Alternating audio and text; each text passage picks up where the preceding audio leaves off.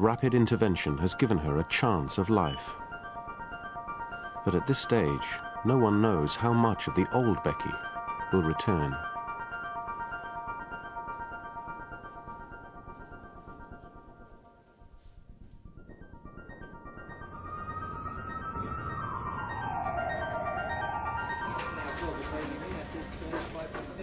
This morning, Professor Menon discovered Richard could move his eyes to simple commands. It isn't entirely certain that this young man's lost capacity. If he has very complex capacity to make decisions, then it would be very bad not to involve him in decision-making, and essentially, which is absolutely a life or death situation. So what should we do with him then? He gathers colleagues to help him assess Richard's level of understanding. I don't know why he should have it, No. but clearly I don't think he's neurologically as compromised as we think. Yeah, it's an unusual set of circumstances. But if he can obey commands and respond, then we ought to have that conversation with him. With the patient? Yeah. Yes, that would be difficult. But you're convinced he's absolutely obeying commands with his eyes now. Well, I think we should go and have a look at him together. Okay. Richard, can you look to your right for me? Look over to this side. Okay, look to your left now. Look to your left again. Okay. Richard, I need to be able to talk to you to find out what you want us to do. So I just need to know whether you can understand. What I'm going to suggest is that we go through a few things for me to know whether by moving your eyes you can communicate with me. Yes on this side, no on this side. Is your name Richard? Do you live in London? Okay. For doctors to ask Richard if he'd like to continue the treatment which keeps him alive, they must be sure he has the full mental capacity required to make such a major decision. When I say now, I want you to first look to the left and then to the right. Not as yet, but when I tell you. Now.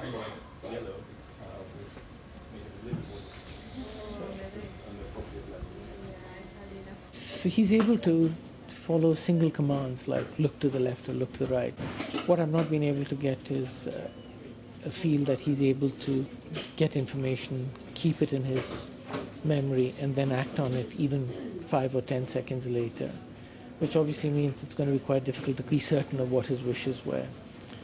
So I think we'll just have to talk to the family and see what happens next.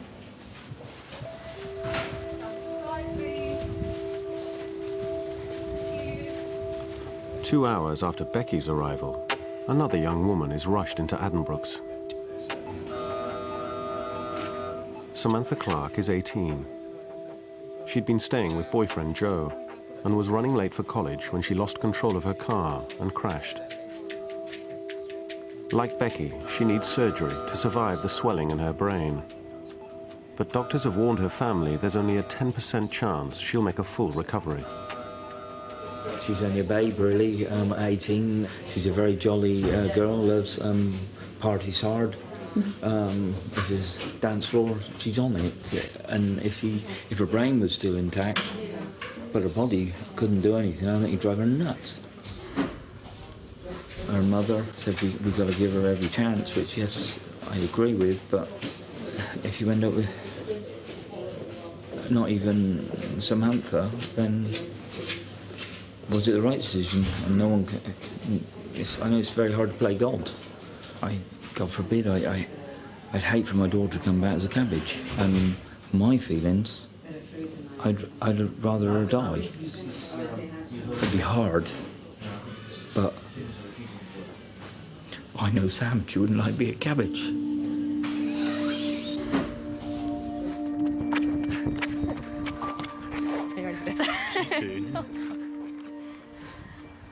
I can't get stuck.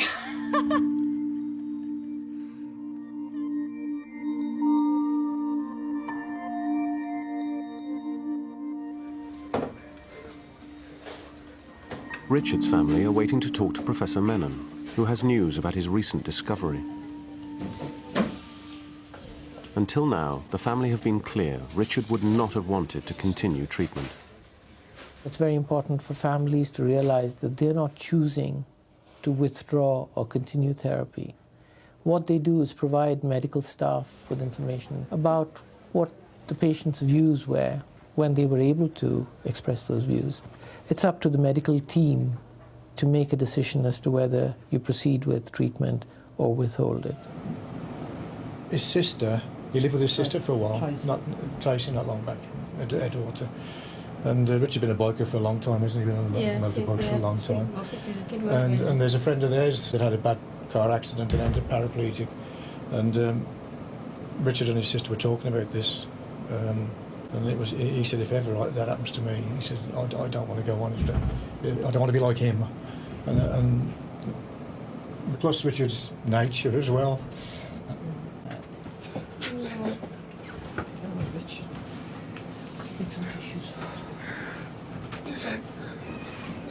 We don't want our son sat or even lay in a hospital when all he can move is space. Best of all possible worlds would be for us to be able to talk to Richard. So we've tried. If he could and he said, yes, I want to go on, I wouldn't think twice, carry on. Yeah.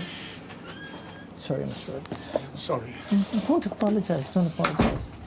So today what I've tried to do is to communicate with him, and what he is able to do is look to the left or look to the right when you tell him to, okay?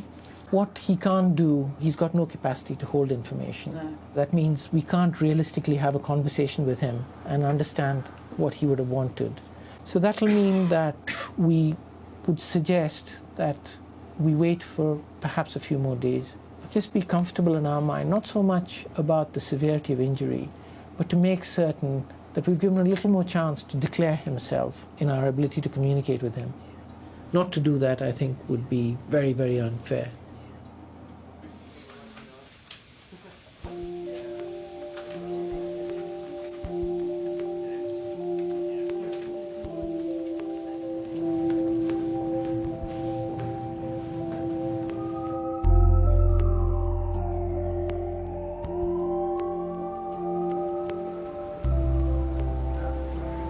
In the UK today, the legal definition of death is brain death. Guys, so shall we stop?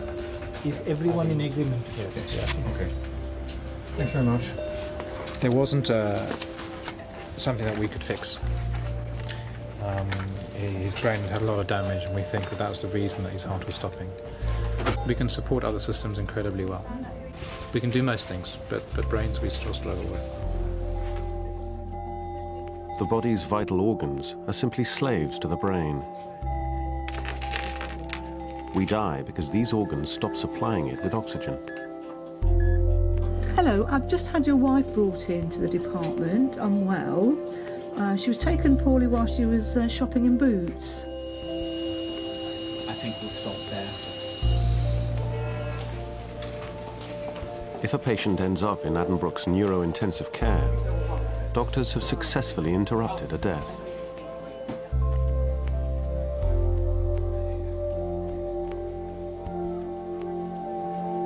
It's been a week since mother of three, Becky, had life-saving surgery. She's in an induced coma to give her brain time to heal, and a ventilator now breathes for her. If a patient turns up unconscious, there's no way of knowing at that stage whether the patient's going to make a full recovery or going to die. So there's a huge amount of uncertainty about what the outcome's going to be.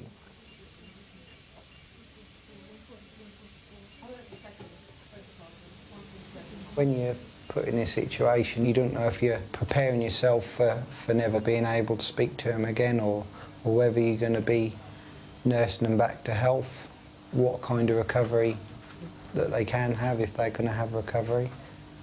Becky's got 3 young children, which obviously need the mum, and hopefully, they'll get a good bit off the back.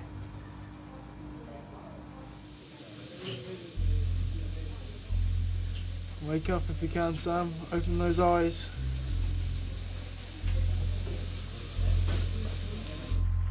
Come along.